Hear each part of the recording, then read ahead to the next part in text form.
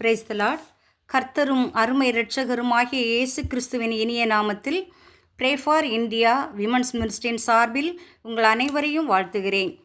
இந்த தவ காலங்களில் ஒவ்வொரு நாளும் ஒவ்வொரு வார்த்தைகளை தியானித்து கொண்டிருக்கிறோம். இந்த நாளில் இரக்கம் என்ற வார்த்தையின் அடிப்படையில் சிந்திக்கும்படியாக தெரிந்து கொண்ட வசனம் யாக்கோபு 5ஆம் அதிகாரம் 11ஆம் வசனத்தின் பின்பகுதி. கர்த்தர் மிகுந்த உருக்கமும் இரக்கமும் உள்ளவராய் இருக்கிறாரே.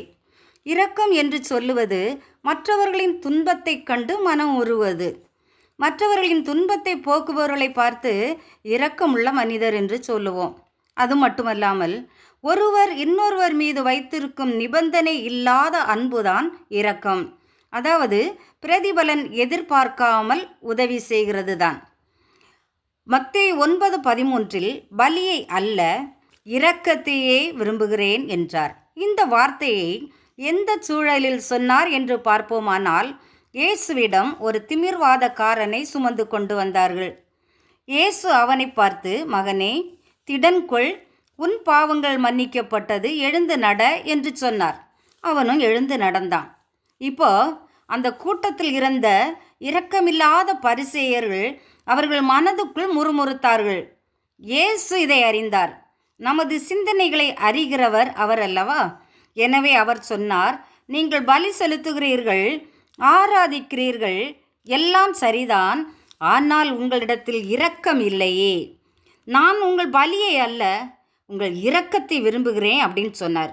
சில மனிதர்கள் அவங்களும் உதவ மாட்டாங்க, மற்றவர்களை உதவ விட மாட்டார்கள். யாரை போல்னு பார்த்தீங்கன்னா, இந்த பரிசேயரை போல்.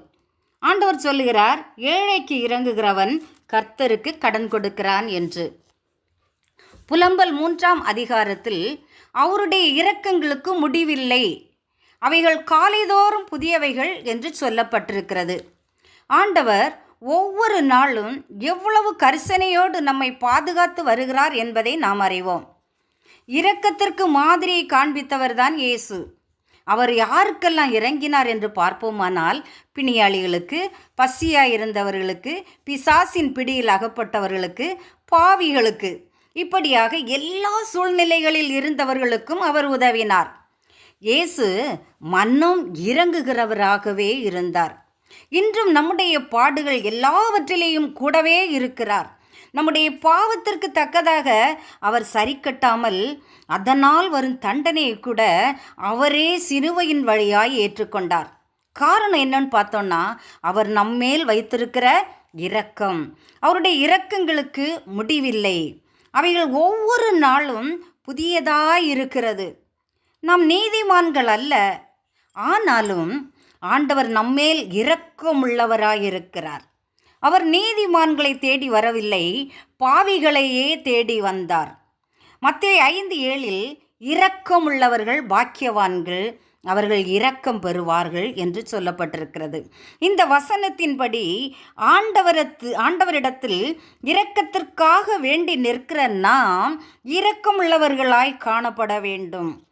இந்த நாளிலும் புதிதாய் இருக்கிற அவருடைய கிருபை, அவருடைய இரக்கம் ஒவ்வொரு நாள் அதிகாலையிலும் புதிதாக இருக்கிறது. அவருடைய சமூகத்தில் வேண்டிக் கொள்ள வேண்டுமென்றால், அவருடைய இரக்கத்தை பெறுவதற்காக நாம் அவருடைய சமூகத்தில் நிற்கும் போது நாமும் இரக்கம் உள்ளவர்களாய் காணப்பட வேண்டும். ஒவ்வொரு நாள் அதிகாலையிலும் அவருடைய சமூகத்தில், அவருடைய பாதையில் நடக்க வேண்டுமென்று, அவர் காட்டிய வழிகளில் நடக்க வேண்டுமென்று நம்மை அவருடைய கரத்தில் ஒப்புக்கொடுத்து நாம் ஒவ்வொரு நாளையும் ஆரம்பிக்க வேண்டும். இப்படியாக கர்த்தர் கற்றுத்தந்த பாதையில் நாம் நடப்போம், ஜெபிப்போம்.